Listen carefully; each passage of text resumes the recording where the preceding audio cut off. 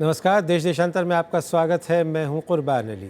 दिल्ली नगर निगम के 13 वार्डों के लिए हुए उपचुनावों में आम आदमी पार्टी को 5, कांग्रेस पार्टी को 4 और बीजेपी को 3 सीटें मिली हैं। एक सीट निर्दलीय उम्मीदवार ने जीती है। इन नतीजों पर मुख्यमंत्री अरविंद केजरीवाल ने ट्वीट करते हुए कहा है कि एमसीडी में बीजेपी कांग्रेस पार्टी का शासन रहा है, मगर इन उपचुनावों में आपने सबसे ज़्यादा सीटें जीती हैं। आप में भरोसा जताने के लिए उन्होंने दिल्ली का शुक्रिया अदा किया। उधर कांग्रेस नेता अजय माकन ने कहा कि नगर निगम की 4 सीटें जीतना हमारे लिए काफ़ी मायने रखता है। इससे कार्यकर्ताओं का मनोबल बढ़ेगा। लोगों का गुस्सा आप और बीजेपी से है। अगले साल होने वाले नगर निगम के चुनाव में हम वापसी करेंगे, जिसका संकेत आज मिल चुका है। उधर आप नेता दिलीप पांडे ने कहा है कि निश्चित रूप से ये नतीजा आम आदमी पार्टी की उम्मीदों से थोड़ा कम है, लेकिन इसके लिए पार्टी अपने विधायकों के साथ संवाद और समीक्षा करेगी। एमसीडी के इन उपचुनावों में बीजेपी को तगड़ा झटका लगा है और 13 में से उसे सिर्फ 3 सीटें ही मिल पाई हैं। साफ है कि बीजेपी को अभी भी दिल्ली की जनता बख्शने के मूड में नहीं लगती। अगले 6 महीनों में नगर निगम के चुनाव होने हैं। पिछले 10 सालों से बीजेपी लगातार नगर निगम पर कब्जा बनाए हुए है। विधानसभा चुनावों के बाद से ही दिल्ली में बीजेपी के लिए खतरे की घंटी बजने लगी थी। हालांकि लोकसभा चुनावों में बीजेपी ने 7 सीटों पर जीत हासिल की थी, लेकिन नगर निगम उपचुनावों के परिणामों के बाद से दिल्ली बीजेपी में भी व्यापक फेरबदल देखने को मिल सकता है। देश देशांतर में यही विषय आज हमारी चर्चा का, जिसमें मेरे साथ हैं बीजेपी के वरिष्ठ नेता जगदीश मुखी, कांग्रेस पार्टी के प्रवक्ता हरिशंकर गुप्ता, वरिष्ठ पत्रकार मनोज मिश्रा। आम आदमी पार्टी ने भी वायदा किया है कि वो अपने किसी प्रवक्ता को भेजेगी। देखते हैं कि कार्यक्रम में वो शामिल हो पाती हैं या नहीं। फिलहाल आप सभी का स्वागत है। जगदीश मुखी साहब, मैं आपसे शुरुआत करना चाहता हूं। मैं अभी देख रहा था कि भारतीय जनता पार्टी की ओर से इन उपचुनावों पे कोई प्रतिक्रिया नहीं आई है आधिकारिक रूप से। मैं आपसे सुनना चाहता हूं कि क्या हुआ इन उपचुनावों में, बीजेपी को क्यों इतना झटका लगा? देखिए, पहली चीज़ तो मैं आपसे सहमत नहीं हूं कि झटका लगा है। यदि आप पिछला जो चुनाव हुआ है दिल्ली में, वो विधानसभा का चुनाव हुआ है। विधानसभा के चुनाव में हमें 33% वोट मिला था। आम आदमी पार्टी को 52% वोट मिला था। कांग्रेस को 12% वोट मिला था। उसके बाद ये पहला चुनाव है। इस चुनाव में आज भी हमें 34% वोट मिला है, यानी 1% इम्प्रूव किया है। और आम आदमी पार्टी को इस समय 29% वोट मिला है। कांग्रेस को इस समय 25% वोट मिला है। कांग्रेस ने निश्चित रूप से गेन किया है। किंतु जो मैं सुन रहा था आम आदमी पार्टी के जो कमेंट्स दिए उन्होंने, उनका वोट प्रतिशत 52 से 29 रह गया है और उसे वो कहते हैं विक्ट्री। ये तो स्वयं वो समझ लें। सवाल ये है, दिल्ली वासियों ने आज भी भारतीय जनता पार्टी को पिछले चुनाव से 1% ज़्यादा वोट दिए हैं, 34% वोट दिए हैं। जी मुखी साहब, दिल के समझाने को गालिब ख्याल अच्छा है, बने हैं। लेकिन 13 सीटें में से कितनी थी आपकी और आप कितनी जीती हैं आपने? हमने 3 सीटें जीती हैं। मैं वही बताना चाह रहा हूँ जी कि हमने 36% वोट लेकर के पिछले कॉरपोरेशन चुनाव में सब जगह मेजोरिटी हासिल की है और 33% वोट लेके हमने केवल 3 सीटें जीती विधानसभा में। आज हमने 34% वोट लेकर के 13 में से 3 सीटें जीती हैं। यानी पब्लिक की ओर से जो हमें वोट मिल रहा है उसमें कमी नहीं है, बढ़ोतरी हुई है। समीकरण इस प्रकार के बने हैं कि हमारी सीटें उस प्रोपोर्शन में हमारे पास नहीं आई। जी, आप यदि मैं सेफोलॉजिस्ट की तरह से बात कर रहे हैं, आप प्रतिशत बता रहे हैं, लेकिन सीटें तो आपकी घट रही हैं ना, ये तो एक सच्चाई है। सर, एक मेरी निवेदन है, एनालिसिस जब किया जाता है वो सीधा सीधा ऐसा नहीं लिया किसको, फिर यहाँ बैठ के क्या करेंगे फिर? जी सबको पता है कितनी सीटें हमें मिली। मैं आता हूँ आपके पास में। हरिशंकर गुप्ता साहब, कांग्रेस पार्टी के लिए मुस्कुराने का वक्त है, लेकिन अभी भी लगता ये है कि ये उपचुनाव है और ये कोई आम चुनाव नहीं है। जिस तरह से विधानसभा चुनावों में आपकी पार्टी का बिल्कुल सफाया हुआ, लोकसभा चुनावों में तो आप कहीं थे ही नहीं, और अब इन उपचुनावों से आपको क्या उम्मीद नज़र आ रही है? देखिए, ऐसा है कि दिल्ली भारत की राजधानी है और दिल्ली का चुनाव, चाहे वो उपचुनाव हो, एमसीडी का हो, विधानसभा का हो या पार्लियामेंट का हो, जी, उसका जो प्रभाव है पूरे देश पर पड़ता है, पूरा देशव्यापी प्रभाव रहता है। जी, इसलिए कुछ लोग आज, जैसे अब केजरीवाल साहब ने कहा, उनके पहले उनके पार्टी के नेता दिलीप पांडे ने बयान दिया कि साहब लोकलाइज चुनाव था, लोकल इश्यूज थे। जी, हमने प्रचार में काम, शायद हो सकता है कि उन्होंने प्रचार में हिस्सा ना लिया हो, हमने प्रचार में हिस्सा लिया है। घर घर गए हम लोग, गए, लोगों से बातचीत हुई है। लोकल इशू की बात नहीं है। लोगों के दिमाग में एक बड़ी अजीब सी स्थिति बनी हुई है, बड़े कन्फ्यूजन में वो लोग हैं वो ये कहते हैं कि साहब बीजेपी और आप पार्टी दोनों से निराश नजर आ रहे हैं। क्योंकि देखिए अल्टीमेटली आम आदमी का, पब्लिक का जो रुझान रहता है वो विकास के एजेंडे पे रहता है। केजरीवाल का जो है इमारत खड़ी है वो बालू की रेत पे खड़ी हुई है, बालू पे खड़ी हुई है, उसमें उनकी कोई जमीन नहीं है। इसी प्रकार से बीजेपी जब सत्ता में आई तो उसका उस समय का एजेंडा विकास का था, लेकिन जैसे समय गुजरता गया उनका वो एजेंडा बदल गया। गुप्ता जी, जिस पार्टी ने 70 में से 67 सीटें जीती हो उसे आप बालू पे खड़ी हुई इमारत कहेंगे? बिल्कुल मैं कहूंगा, उनकी कोई जमीन नहीं, जमीन होती है आदमी की विचारधारा। जी, आज तक उनकी विचारधारा तय नहीं हो पाई है कि उनकी विचारधारा क्या है, इसलिए मैं बोलता हूं, और चलिए। यही परिणाम इस चुनाव में नजर आ रहे हैं। चलिए, विचारधारा की बात हम बाद में करेंगे। मनोज मिश्र जी, आप काफ़ी पैनी नज़र रखते हैं दिल्ली की राजनीति पर, इन चुनावों का एनालिसिस आप किस तरह से करते हैं? पहली बात तो ये कि एक तो 272 वार्ड हैं दिल्ली के तीनों नगर निगम में, उसमें से चुनाव में है 13 सीटों के थे, लेकिन संयोग से ये 13 सीटें पूरी दिल्ली की में फैले हुए थे और इन 13 सीटों पर हर तरह के मतदाता हैं जो दिल्ली में होते हैं। इसलिए अगर 3,06,000 वोटर वोट करने आए और उसमें जो रिजल्ट आए हैं वो हम सबके सामने हैं, इसको यूं ये कह के कि ये लोकल चुनाव है और उसमें दूसरी बात मैं पहले भी लिखा भी है और कहता भी रहा हूँ कि जो 2015 का चुनाव था या 2013 का विधानसभा का चुनाव था, वो विशुद्ध रूप से आम आदमी पार्टी ने लोकल मुद्दे, बिजली, पानी पर, भ्रष्टाचार, लोकल लेवल पर चुनाव जीता था। इस बार भी उसी को दोहराया गया, इसलिए दिल्ली में नगर निगम और विधानसभा के चुनाव में मुझे कोई फर्क नहीं दिख रहा है। तीसरी बात जो मुझे लग रही है वो ये कि आपको ध्यान में होगा 1977 में इंदिरा गांधी भारी पराजय के बाद 1978 में जब दिल्ली छावनी जो एक विधानसभा का भी आधा हिस्सा है वहाँ से कांग्रेस जीती और उसका, जैसे हरिशंकर गुप्ता कह रहे हैं, मैसेज पूरे देश में गया और कांग्रेस की वापसी शुरू हुई। मैं आता हूँ आपके पास में। इस वक्त हमारे साथ फोन लाइन पर जुड़ गए हैं आम आदमी पार्टी के नेता अनिल कुमार वाजपेयी। आप विधायक भी हैं, स्वागत है अनिल जी। हम उम्मीद कर रहे थे आप स्टूडियो में आएंगे। ये जो चुनाव के नतीजे हैं, दिल्ली नगर निगम के उपचुनाव हैं, 13 सीटों के नतीजे आए हैं, लेकिन आपकी पार्टी को बहुत कोई अप्रत्याशित सफलता नहीं मिली है इन चुनावों में, क्या कहेंगे? नहीं, ऐसी बात नहीं है। देखिए, हम 2012 में एमसीडी में बीजेपी चुनाव लड़ी थी। अगर आप वोट आज परसेंटेज देखें तो उस समय 41% वोट बीजेपी को पड़ा था, आज 34% वोट है आपको। कांग्रेस को उस समय 28% वोट पड़ा था, आज 25% वोट पड़ा है। हमको तो आज भी 30% वोट पड़ा है, तो हम तो थे ही नहीं कहीं। हम तो पहली बार नगर निगम का चुनाव हम लोग लड़ रहे थे और भाजपा सत्ता के अंदर है, उसके तीनों जॉन में भाजपा सत्ता में है और ये लोकल मुद्दों का चुनाव है और इसके अंदर अगर हम लोग 5 सीट के जीत कर आए तो अपने आप में काफी बड़ी अभूतपूर्व सफलता है ये। लेकिन आपके नेता दिलीप पांडे ने बयान दिया है कि हम बहुत ज़्यादा इससे खुश नहीं हैं और पार्टी इसके लिए आत्ममंथन करेगी। तो जब दिलीप पांडे ये बात कह रहे हैं कि हम इस पर आत्ममंथन करेंगे और संतुष्ट नहीं है, संवाद और समीक्षा भी होगी, तो फिर इसे आप इतना खुश क्यों नजर आ रहे हैं? हमको तो उम्मीद थी कि 13 सीटें जीत कर आएंगे जी, लेकिन अब कहाँ कमी रह गई है इसको हम देखेंगे। अगर हमारे अध्यक्ष महोदय ने अगर कहा है तो इसको हम लोग देखेंगे उसको और समीक्षा की जाएगी। लेकिन तो आपसे ये बात कह रहा हूँ कि हम लोग पहली बार कर रहे थे, हम लोगों को तो इतना राजनीतिक अनुभव भी नहीं है और ये लोग जो लोग 15-15 साल से सत्ता में काबिज रहे हैं। अब अनिल कुमार वाजपेयी साहब, ये बात पुरानी हो गई कि आप नए हैं या पहली बार चुनाव में लड़ रहे हैं। आपने पहली बार विधानसभा का चुनाव लड़ा, 28 सीटें जीती। आपने दूसरी बार चुनाव लड़ा, 70 में से 67 सीटें जीत ली और अब 13 में से महज 5 सीटें जीत रहे हैं आप। तो इसको नहीं लगता कि आपकी लोकप्रियता कहीं कम हो रही है, आपका ग्राफ गिर रहा है? मित्र हमारी कहीं कम नहीं, लोकप्रियता तो भाजपा की कम हुई है इसमें। और आप देखिए अगर ये, क्योंकि सत्ता में तो काबिज वो लोग थे जाके और हम तो एमसीडी पहली बार लड़ रहे थे हम लोग, तो ऐसा नहीं है। और कहीं ना कहीं अगर कमी रह गई है तो उसको हम सुधारने की कोशिश करेंगे।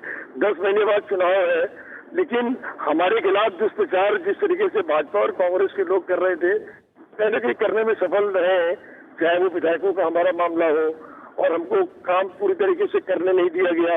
आज भी जब हम लोग विधानसभा का चुनाव जीत के गए हैं, तो आज भी बहुत से क्षेत्र में लोगों को ये पता नहीं है कि सफाई का काम किसका है। वो लोग कहते हैं कि सफाई का काम तो जो है झाड़ू वाले ही कराएंगे जाके। तो ये सब इस तरीके की गलतफहमियां थी लोगों के अंदर, ये है तो ये भी एक थोड़ा कारण रहा है उसके अंदर। ठीक है, आप रहे हमारे साथ, मैं आता हूँ आपके पास। सफाई कर्मचारियों की हड़ताल थी और ये सारा मीटर था, इसमें हमारे को बदनाम किया गया, जबकि हमारी सरकार ने पैसा दिया है, सब कुछ हमारी सरकार ने उनको दिया है। और जब हाई कोर्ट में जब वो ये मामला संज्ञान में आया है तब जाके क्लियर हुई है, तो हमारे खिलाफ तो दुष्प्रचार भी किया गया है। चलिए, आप रहे मेरे साथ, हम आते हैं आपके पास में। इस वक्त जगदीश मुखी साहब हैं यहाँ, भारतीय जनता पार्टी के वरिष्ठ नेता हमारे साथ स्टूडियो में, और कांग्रेस पार्टी के नेता हरिशंकर गुप्ता साहब। जगदीश मुखी जी, 2 साल अभी नहीं हुआ है कि जब आप लोकसभा की 7 सीटें जीते प्रचंड बहुमत के साथ, उसके बाद विधानसभा का चुनाव आता है, उसमें आपका तकरीबन सफाया हो जाता है, और अभी आप बता रहे हैं कि आपका प्रतिशत कम नहीं हुआ है, लेकिन बढ़ा है। मैं साथ में बढ़ा है, बढ़ने के बावजूद सीटें कम हो रही हैं। अभी आपने सवाल किया आम आदमी पार्टी से जी, तो भी आप नंबर्स की बात कर रहे थे, मैं वहाँ भी आपको चेक करना चाह रहा हूँ। जिन्हें 52% वोट मिला था, आज 29% वोट मिला है।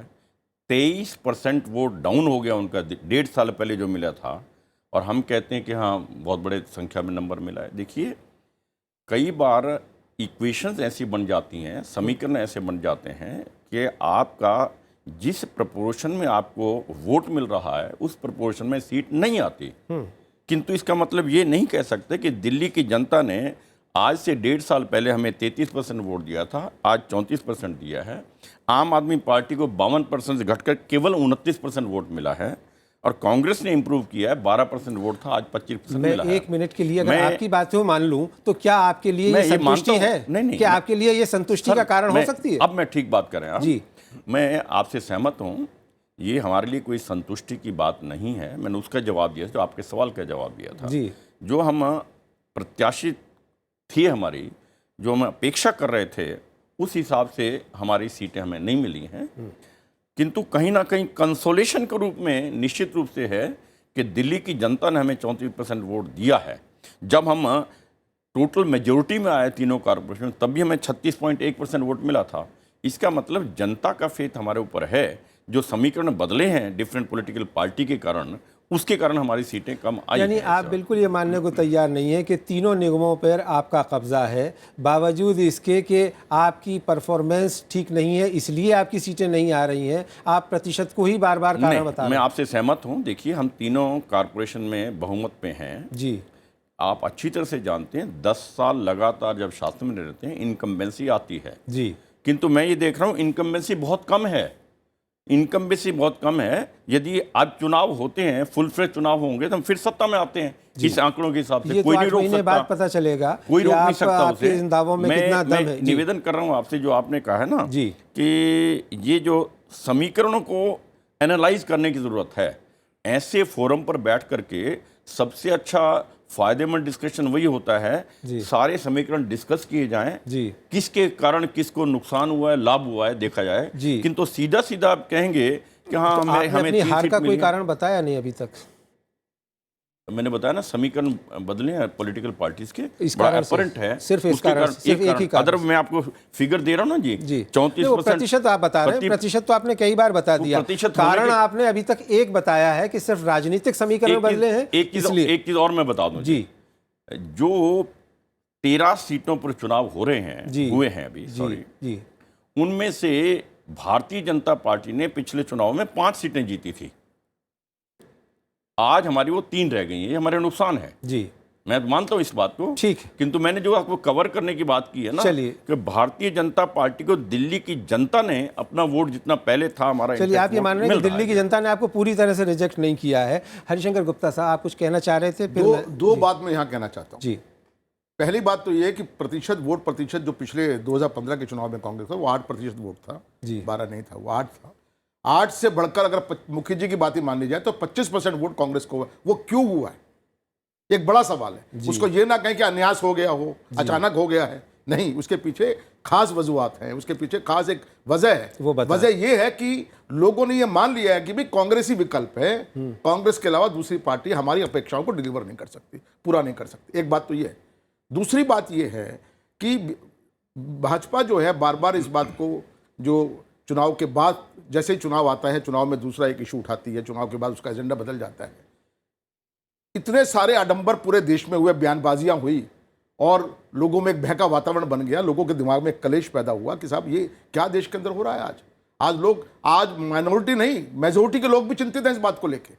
वो जो एक वातावरण पैदा करके अपना वोट जो उनका है, खास वोट जो उनका है, उसको कंसोलिडेट करने की जो उनकी कोशिश थी, उसका भी असर नहीं पड़ा। हरिशंकर जी, लोगों ने टोटल रिजेक्ट किया उस चीज। हरिशंकर जी, मेरी निवेदन है एक छोटी सी, सुन ले एक मेरी बात नहीं, मैं अब मैं सुनूंगा, ऐड कर रहा हूं आपकी बात। मैं ध्यान से आपकी बात सुनूंगा। मैं आपकी बात पहले भी मैंने सुनी है। तो मेरा अपना मानना यह कि ये जो गणित है प्रतिशत का या नंबर ऑफ सीट्स का, इसके पीछे जो बहुत बड़ी बड़ी जो इश्यूज है उसको भी हमें देखना चाहिए। आखिर देश के अंदर जो एक माहौल बना, दिल्ली के अंदर एक माहौल बना, बयानबाजियां हुई, एक तरफ तो रोका जा रहा है, एक तरफ बयानबाजियां, उससे भी लोगों का असर पड़ा है।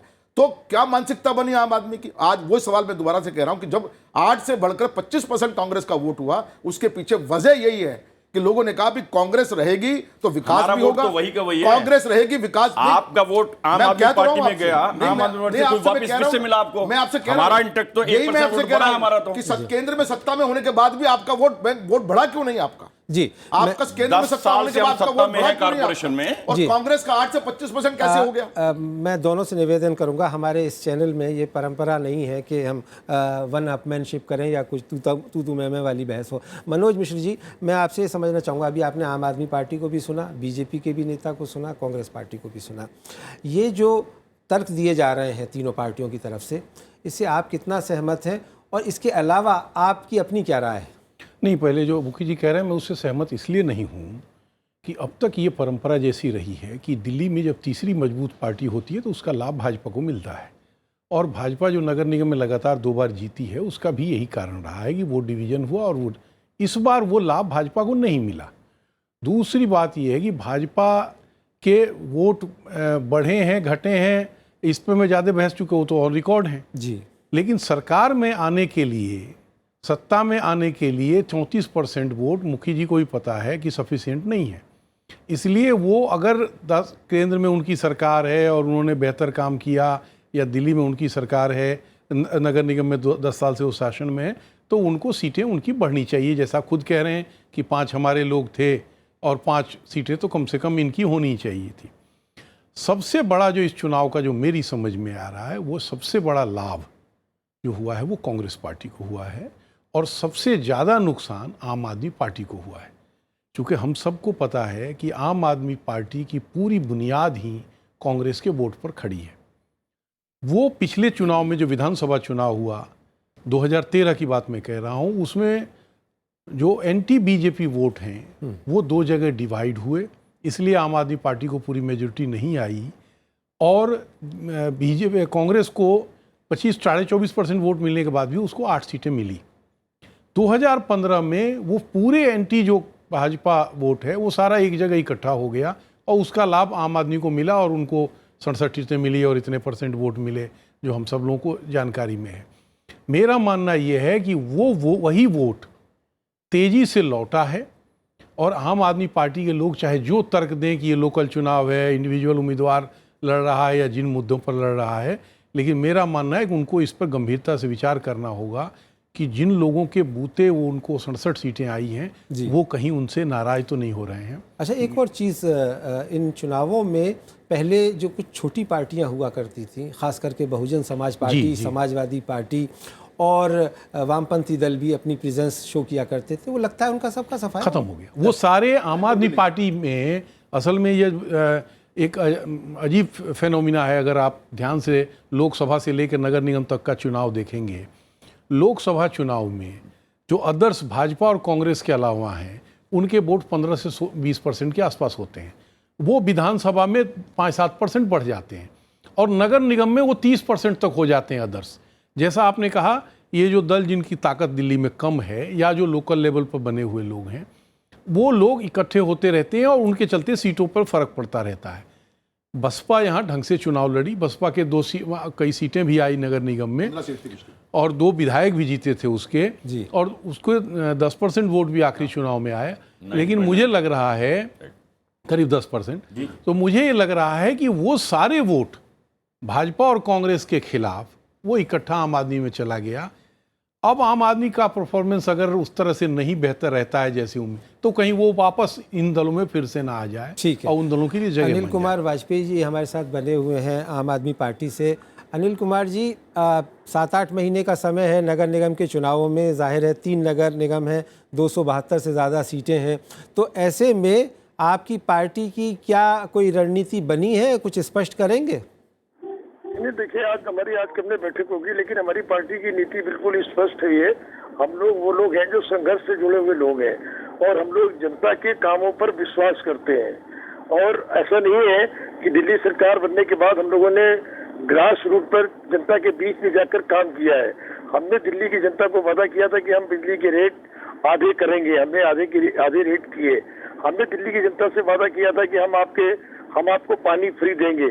हमने 666 लीटर पानी फ्री दिया, और लोगों के नवंबर तक के बिल हमने सारे माफ किए हम लोगों ने। ये लेकिन बहुत सी चीजें हमको विरासत में मिली है। ये आज भी, जैसे करप्शन एक बहुत बड़ा मुद्दा हमारी पार्टी का हमेशा रहा है, आज एसी भी हमारे पास नहीं है।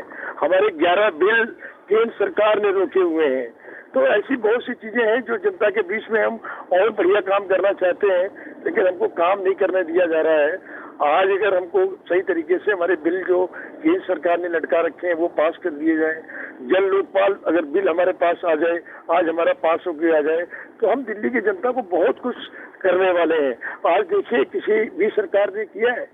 आज दिल्ली के अंदर हमने हर अस्पतालों में फ्री दवाई लोगों को बांटने का काम शुरू किया है। आज EWS कोटे के बारे में कोई जानता नहीं था, हमने उस पर सारा काम किया है हम लोगों ने। ये स्कूलों में एडमिशन के काम हमने बच्चों को कराए हैं आज जाके। तो ये सब काम है, और भी अच्छे काम करेंगे हम लोग, क्योंकि हमको 272 सीटें जीतनी है। ये हमारा लक्ष्य है हमारा। ठीक है, शुक्रिया आपका हमारे साथ इस चर्चा में जुड़ने के लिए। जगदीश मुखी जी, मैं आपसे भी समझना चाहूँगा कि अब चूँकि चुनाव नगर निगम के ज़्यादा दूर नहीं है, 8-10 महीने का वक्त है, जाहिर है कि ये तैयारी का वक्त आ गया है, और ये कि जो 10 साल से आपकी परंपरा है उसको आगे बढ़ाना चाहेंगे या विपक्ष में बैठने का इरादा है? नहीं, मैंने आपको कहा ना जी, by election by and large जी, अपोजिशन के हाथ में हैंडल होता है रूलिंग पार्टी के खिलाफ, कि देखिए उन्होंने ये नहीं किया, ये सीट जीत भी जाए कोई फ़र्क नहीं पड़ता, किंतु आप अपना गुस्सा बतलाइएगा जी। इस ढंग का कैंपेन अपोजिशन का हमेशा रहता है रूलिंग पार्टी के विरुद्ध। और बाई एंड लार्ज ये होता है कि एक बाई इलेक्शन है तो अपोजिशन के हक में चला जाते हैं जी। किंतु हमें पूरा विश्वास है, आज इस बाई इलेक्शन के अंदर भी जब हमने 34% वोट लिए हैं, अगले इलेक्शन के अंदर फिर हम लगभग 40% वोट लेकर के निश्चित रूप से तीनों कॉरपोरेशन पर हम फिर से जीतेंगे, शासन करेंगे, क्योंकि भारतीय जनता पार्टी की इस सरकार ने ऐसे काम किए हैं नगर निगम के अंदर जो दिल्ली की जनता कभी भुला नहीं सकती। इसलिए मेरा पूरा विश्वास है, और इस बात को सिद्ध करते हैं हमारे पूरे आंकड़े, और इस बात को सिद्ध करता है कि जिसने हमें पीछे शिकस्त दी है आम आदमी पार्टी ने 52% वोट लेकर के, उनका सीधा 23% ग्राफ नीचे चला जाता है जी। तो इट इज़ ए इंडिकेशन कि ये जो हमारा वोट बैंक गया था, जो इनके पास कांग्रेस का वोट गया था आम आदमी पार्टी का, वापस उनके पास गया है जी। और वही स्थिति पहले वाली वापस आनी, हम फिर से सत्ता में आएंगे।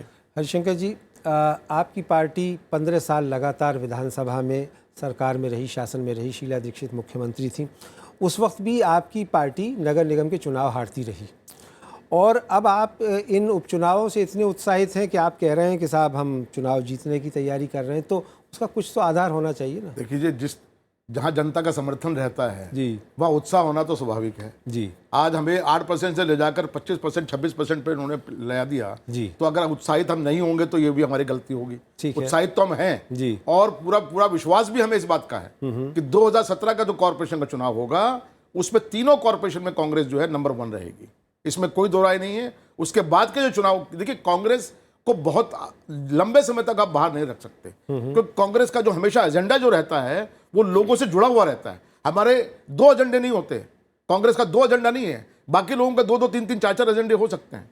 कांग्रेस का सिर्फ एक ही एजेंडा है कि वेलफेयर ऑफ द पीपल, विकास की बात करें आप, उसके अलावा कोई बात ना करें। 15 साल में कांग्रेस ने जो दिल्ली में काम किया है, हम हारे हों, हमारी वोट परसेंटेज बेशक कम हो गई हो, लेकिन एक आदमी भी दिल्ली में ये नहीं कहता कि कांग्रेस ने काम नहीं किया है। हारने की वजह दूसरी हो सकती है, लेकिन काम नहीं किया ये वजह है, ये नहीं हो सकता किसी की। और यही इसी एजेंडे को लेकर हम आगे फिर बढ़ेंगे, और आज इसी एजेंडे को चलते हुए लोगों ने माना है कि कांग्रेस ही विकल्प है, और आज 25%, 26% हमें वोट मिला है। आने वाले समय में देखिएगा ये गाड़ी यहाँ रुकेगी नहीं, ये गाड़ी और स्पीड पकड़ेगी और आगे बढ़ती चली जाएगी। मनोज मिश्र साहब, नहीं, आपकी अंतिम टिप्पणी। इससे पहले तो 30.5% वोट मिला ना इनको, जी, जी। तब भी हारे हैं जी। अभी तो वहां तक पहुंचने बहुत, वो कह रहे हैं हार जीत तो होती रहती है लेकिन हौसला नहीं हारे हैं। एक तो मनोज मिश्र जी, आपकी अंतिम टिप्पणी, हम इस बिल्कुल अंतिम चरण में इस चर्चा के, कि दिल्ली की राजनीति को अब आप भविष्य में किस रूप में देख रहे हैं? एक तो यूनिक चीज़ इस चुनाव में ये हुआ कि ये सबको पता है कि ये जिन सीटों पर चुनाव हुआ है, जब फरवरी मार्च में फिर चुनाव होगा तो ये सीटें नहीं रहेंगी, डिलिमिटेशन में सारी सीटें खत्म हो जाएंगी। ये महज 8 महीने का चुनाव है, फिर भी इस चुनाव को लोगों ने इतना महत्व दिया और हर दल के बड़े नेता सड़क पे आए। इसलिए मेरा मानना ये है कि ये चुनाव बुनियाद बनेगी आने वाले समय का। और जो एक सबसे चौंकाने वाली बात होने वाली है कि पूरी दिल्ली की टीम आम आदमी की पंजाब में चुनाव लड़ रही है और वहाँ के लिए इनके शुभ संकेत हैं, इनको बताया जा रहा है कि जीतने की स्थिति है। मुझे जो लग रहा है कि इस चुनाव से वो कार्यकर्ता जो टीम गई है वो थोड़ा सा डेमोरलाइज होंगे। वैसे ये जल्दीबाजी में टिप्पणी होगी, लेकिन मेरा मानना ये है कि ये 13 चुनाव दिल्ली के लंबे समय तक राजनीति पर असर करने वाले। बहुत बहुत शुक्रिया मनोज मिश्र जी, हरिशंकर गुप्ता साहब, जगदीश मुखी जी और अनिल कुमार वाजपेयी जी हमारे साथ इस चर्चा में जुड़ने के लिए। दिल्ली नगर निगम के उपचुनावों के नतीजे काफ़ी कुछ कहते हैं, लेकिन अभी इस बारे में कोई टिप्पणी करना मेरे ख्याल में जल्दबाजी होगी, जैसा मनोज मिश्र साहब ने कहा। और अगले 8-10 महीनों बाद ही ये स्थिति स्पष्ट हो पाएगी कि दिल्ली नगर निगम के तीनों निगमों में किस पार्टी या गठबंधन का बहुमत होता है, परचम फहराता है। बहरहाल मेरे साथ देश देशांतर में इतना ही। नमस्कार।